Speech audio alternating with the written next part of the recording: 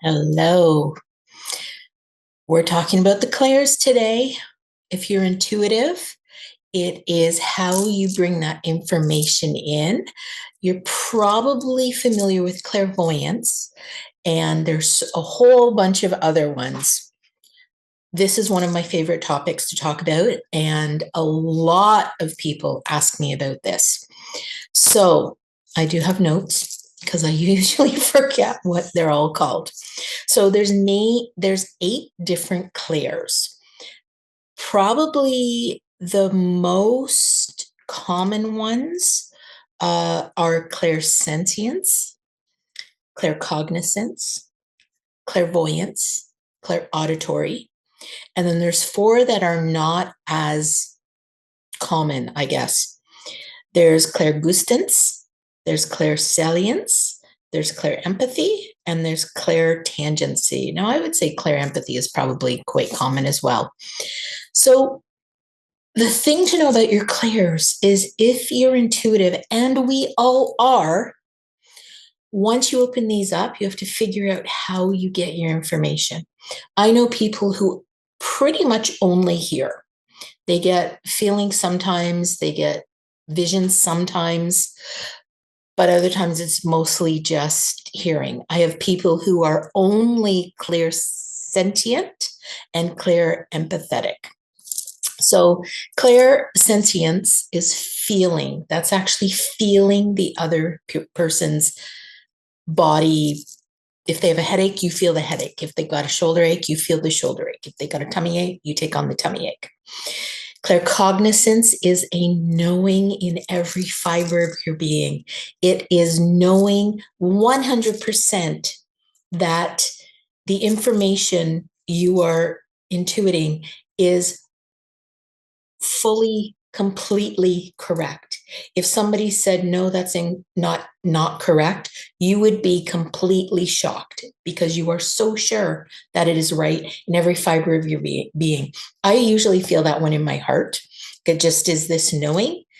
If it's a yes or a no, and I know it's a yes, it's so clear to me. So clear to me. Clairauditory, as I said, is hearing. That's a common one for people. Clairvoyance is seeing. Now, how I see it, if you remember those viewfinders that we used to have where you look through it and it drops the picture in, it's like it drops into the middle of my head. That's one of my main clairs, clairvoyance, but it's a mental picture, but it's as clear as if I'm looking at somebody. It's as clear as I'm seeing myself in front of me now on this screen.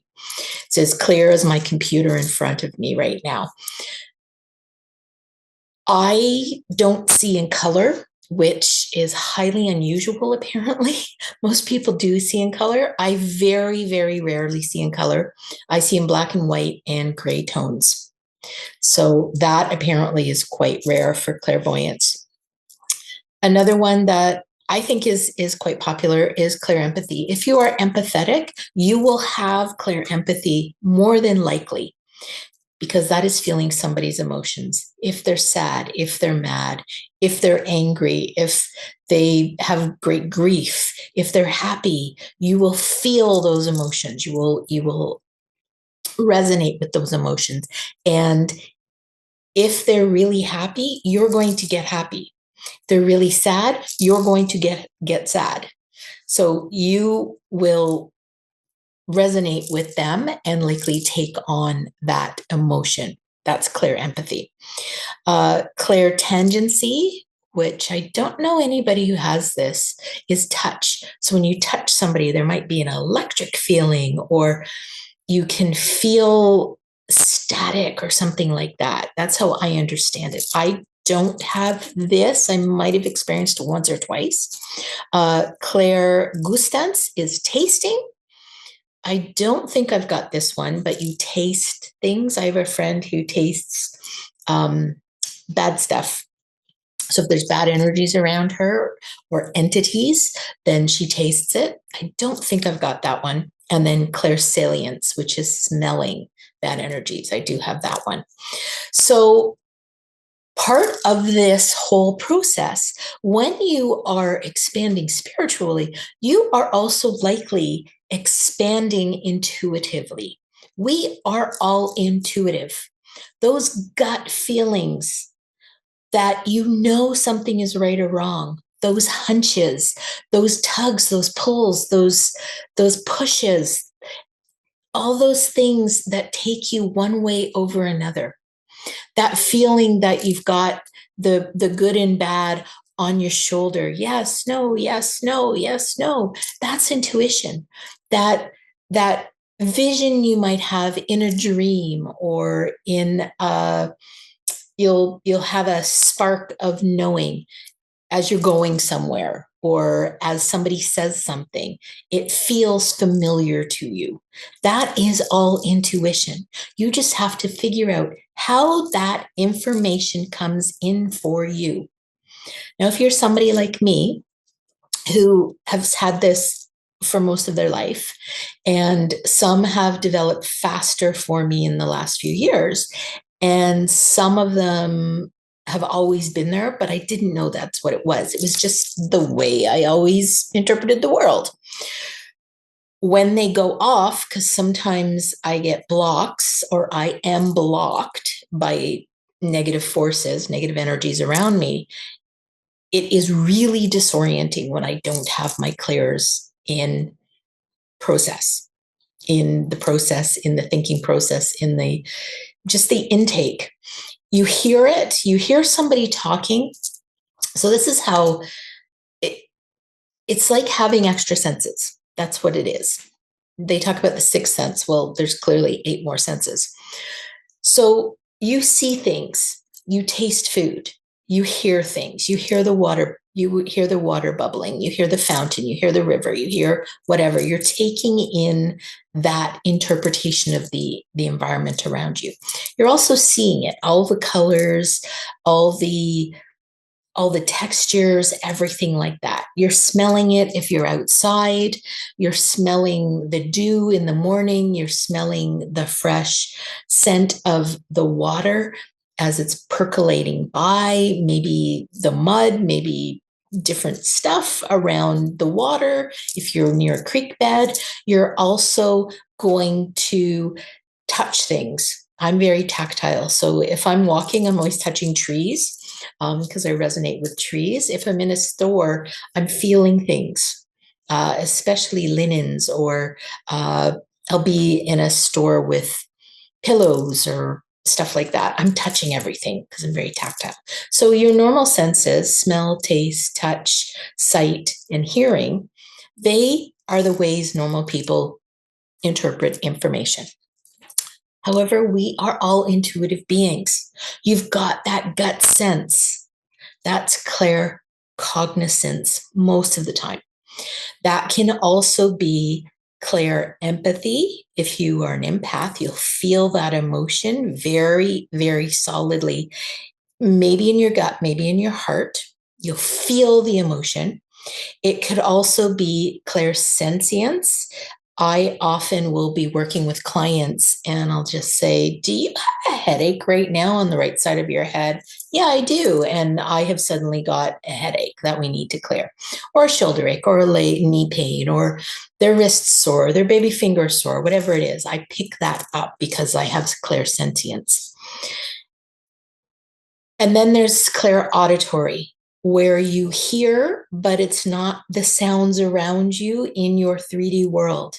It's your angels, your guides. Maybe it's a word, maybe it's a message.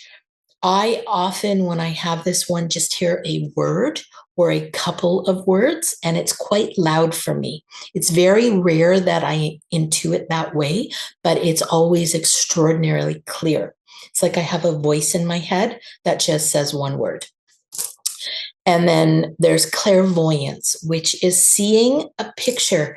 It's for me, and it might be different for other people, but for me, when you dream or when you daydream, it's kind of like that, but it's much more detailed. So I'll see, it's like looking at a picture Sometimes it's moving, sometimes it's like a movie, but it's very detailed and it will be immediate. That is the one thing with your intuition. It will be immediate. When we get that download and it's immediate, the first thing is what you have to trust. Because after that, our monkey brain, our 3D brain, our thinking brain gets in there and goes, well, no, that couldn't be right. That doesn't make any sense. Intuition often doesn't make any sense. When you get those messages, it often doesn't make any sense. That's the key to your intuition. It will never lead you astray if you can tap into this and trust it. And it saves a lot of time. It can save you an enormous amount of time. There is also clairgustance, as I said, you taste things. There's clairtangency, which is that spark. Like when you touch somebody and you just feel something from them, like an energy zap through them. That's clairtangency. I've had that once or twice in my life. And then there's clairsalience. I have clairsalience. I sometimes smell nice things like vanilla or cinnamon or curry, or there's a couple other scents that I smell here and there. But I also smell the really bad things, which are usually negative energies on people. I can smell that when people have negative energies on them, which is really off-putting at first. But once you understand it, you're like, oh, okay, I need to clear that off that person. So one of the things is you probably don't just have one Clair. You probably have more than one. One of the things that took me a while to figure out is I have 6 on this list regularly. So everything comes in as a tangle, like a ball of yarn, and I have to pull it out to make sense of it because I get so much information at once. It's almost like being overloaded at a concert where the lights are going, the sound is going, people are all over the place. You're getting the energy, people bumping you. You've got the music going in. You've got the beat, so your body's feeling the place vibrate, and you've got the sights of everybody around you, and you're smelling all the smells. Maybe they've put off that they put that smoke into the air at concerts. Maybe it's that, maybe it's other people around you. So it's like overload. But imagine that not in this 3D world. It's coming in and trusting that those are messages for you. It took me a while to figure this out and to have names for all of my clairs. So as I said, I have claircognizance. That's when you know beyond a shadow of the doubt that you are correct in what you're thinking. In that knowledge is so and so supposed to do X, Y, and Z? No. That answer for me is so deep seated within me that I know it to be true. That's claircognizance. Knowing. There's just something saying no. And a lot of the time it comes to me with an X as well. I'll see, like, it's as if somebody's going like that in front, saying no, no. That is when I know 100%, because not only am I getting with claircognizance, my knowing, I'm also feeling somebody literally in front of me doing that, but I can also see that motion in front, like the big X comes up, and it's usually somebody in front of me going, no. But it's a knowing seeing. That's what I know the image is, but I don't necessarily actually see somebody doing that. I can feel that. So that's the Clair empathy, because I can feel that, no way, no how, that negative energy of nope. So Clair empathy is feeling the emotion. Now I'm an empath, so yes, I feel emotions off of people. I was driving it was 4 lanes, so 2 lanes going north and 2 lanes going south, and I was in this lane going north.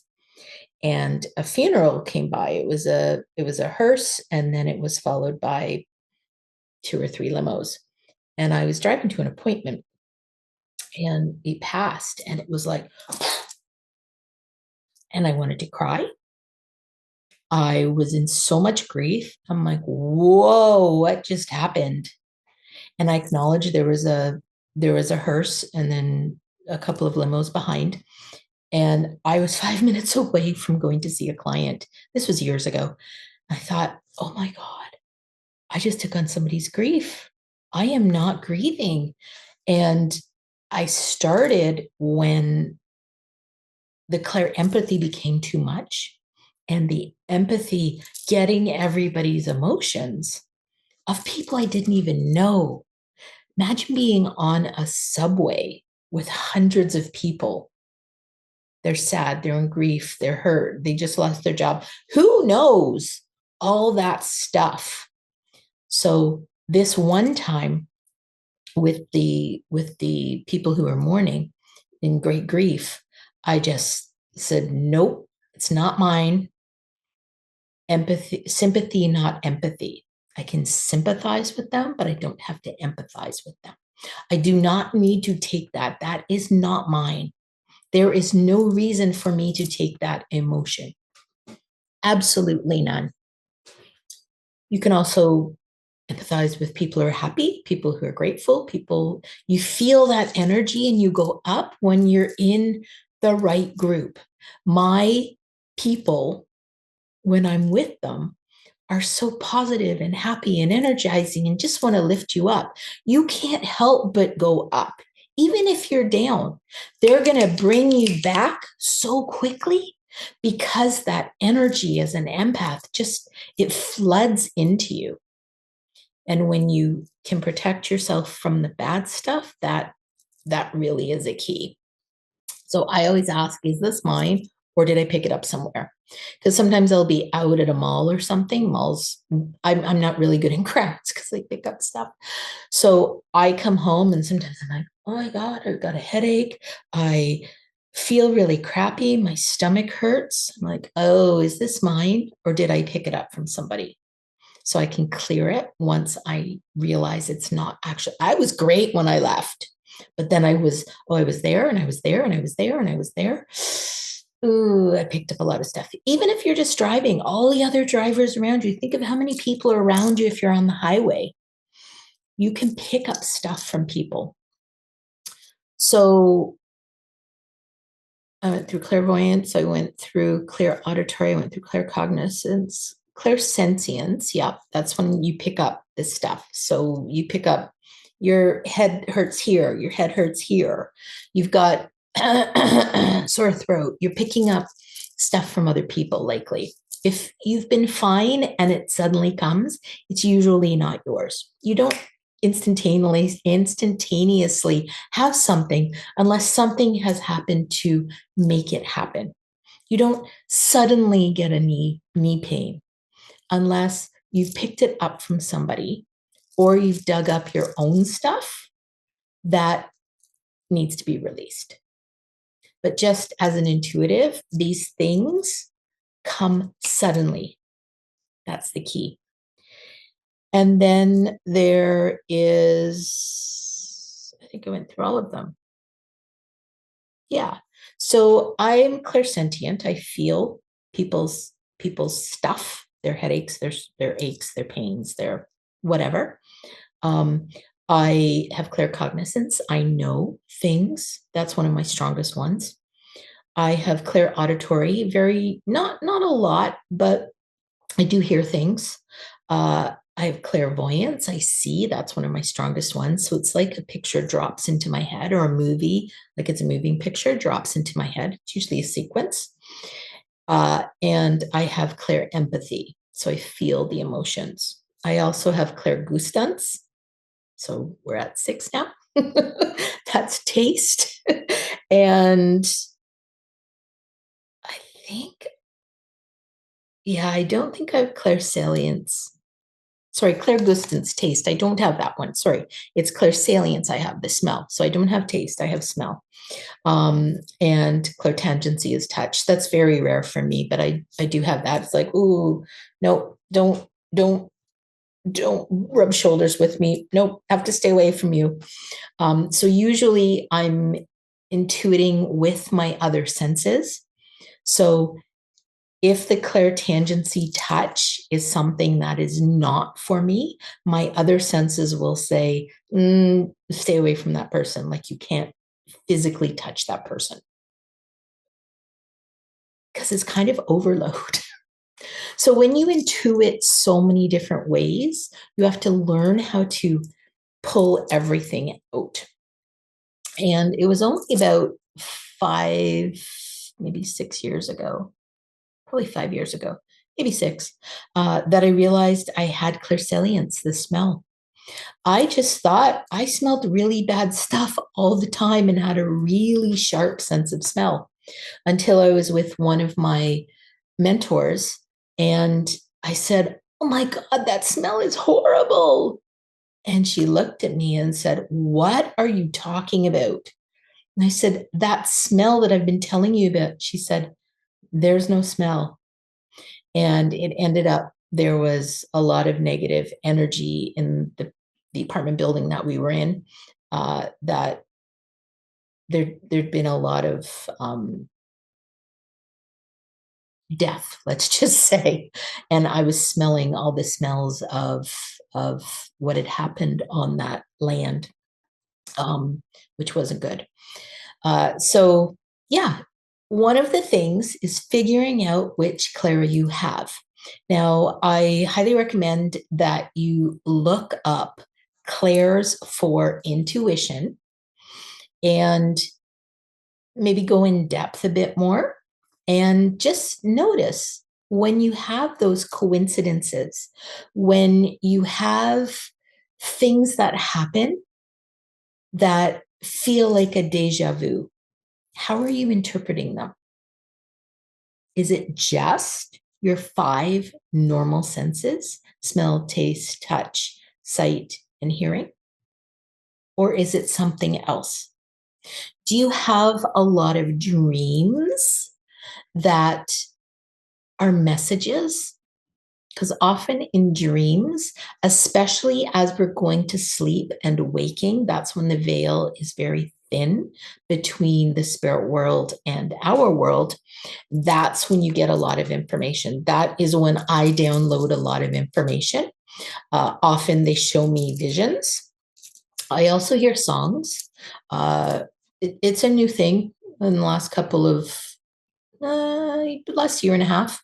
I hear songs. I get woken up at weird hours of the night to hear a song running through my head, and they'll keep giving me the lyrics to the song. Usually it's a couple lines until I actually take notice of it, write it down to look it up after. The funniest thing about that is I am terrible with songs. I can sing along. I kind of know the words. I have no idea who's singing it or what it's called. So I always have to look it up. And Lyric Finder, very, very useful in these cases. So, how are your angels and guides connecting with you? That's a simple question. You can even ask them for obvious signs because a lot of the time, especially if you're like me, you're cynical about, am I really getting these things? When I was starting, it was probably 12 or 13 years ago, maybe 14. I met somebody and we were at a meeting. And at the end of the meeting, she said, I knew that I was in the right place. And at the time, I had a lime green notebook and the case on my phone was lime green and her spiritual color was green. So there were 2 signs for her that she was meant to be talking to me. And I said, spiritual color, how do you find out your spiritual color? And I was not very connected with my guides and my angels at that point. So I couldn't kind of just pop in and go, hey guys, what's my spiritual color? But I actually could. She said, just ask. I'm like, oh, okay, is it that this simple?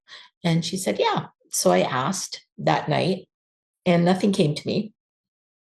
Then I asked the next day and I heard yellow, just very loud man's voice, yellow. And remember, I don't hear things into by my intuition. Clair auditory is not one of my big ways of inputting, of getting information input to me. Really? And it was instantaneous. What's my spiritual color? I don't even think I said it out loud. In my head, I said, what's my spiritual color? I had yellow immediately. I'm like, okay. So I texted her. I said, well, they said it was yellow. And she said, okay, so it's yellow. And I said, seriously? Like it's that fast? And she said, yeah. That being the skeptic that I am, not being in tune with my clairs at the time, nor my spiritual, what's the word? Acceptance at the time. I knew I had something going on, but I didn't know what it was. And remember, this is 14 or 15 years ago. And I said, okay, is my spiritual color really yellow? And asked again the next day. And I heard lemon yellow, very, very loud, very strong. I said, okay, thank you. So ironically, about 2 weeks, maybe within the month before, yellow is not a color I would ever have bought before that point. It was not my favorite color. I had no resonance with yellow. I had never purchased anything yellow except a banana. And I had purchased a yellow scarf, a yellow jacket, and a yellow shirt within a month before confirming that my spirit color was yellow. So there was something obviously working in divine timing that came up. So that's one of the things you can do. You can ask them what your spirit color is. You can ask them what your spirit guide is, spirit animal. You can ask how many spirit guides you have. Ask anything, and listen for the answer. You have to be quiet, and you have to be open, and it comes very quickly. One of the things I wanted to do was actually meet my spirit guides, and this same person had said you can ask to meet them. And she said, they're there, they're listening. And she was an intuitive. So she said, yeah, like they're there. And it took me about a week because I was still skeptical and in denial that I actually had these talents, these gifts. And at one point, I asked my angel guides, and I often see things. This is my left side. I often see things in the left upper corner a lot of the time, at least in the beginning, mostly. It's usually to the sides. Sometimes a lot of, I'm saying that wrong. Stuff that when I'm not open, I see it on the periphery. That's what happens. Never thought about this until this moment. But at the time, I was very skeptical. So I said, well, I want to meet my angel guides. And very, very, very deliberately, it was my upper left quadrant of my clairvoyance vision. In my head, I had my eyes closed. And usually when I do intuit, if you ever work with me, you'll see me close my eyes because I want to take my actual 3D sight out of the equation, because I do intuit clairvoyantly. So I see things with my mind's eye. And seeing, it's happened a couple times where I actually see it playing out as clearly as I'm seeing it through my eyes. But usually I take my 3D eyesight out of the equation. So I just asked to meet my spirit guides, and there was a woman. It was a woman for sure, and I don't see faces. I just see, I know it's a woman, a man, long hair, short hair. And again, I see in black and white, so there's no coloring to them. And it was a woman, and she she sort of stepped at me very quickly, like excited, like you're going to a long lost relatives and they're so excited to see you. They're like, oh my God, you're here. That was the feeling. And she came towards me and she said, you're here. We've been waiting for you. She was so excited. So I heard her and I could see her. And it was one of the pivotal moments where there was no doubt. And I knew that she was real. So I was hearing her. I had my clairvoyance, so I was seeing her, and there was claircognizance because I knew she was real at that point. So beyond that, I've got five or six guides. Um, they come to me, I see them in images. So yeah, just test it out. Be open to get into your clairs.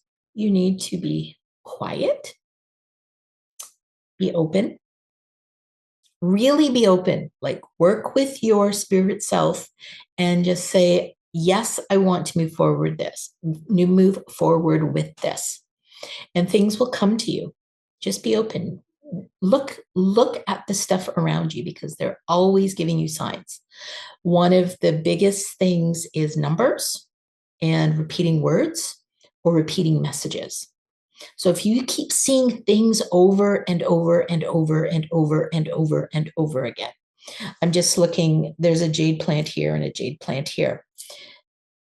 If you're seeing, for instance, jade plants, or you're seeing a certain color, or you're seeing numbers all the time, repeating numbers. I see numbers all the time. That is a big spiritual hit. It's like, listen right now. Listen, we're talking to you.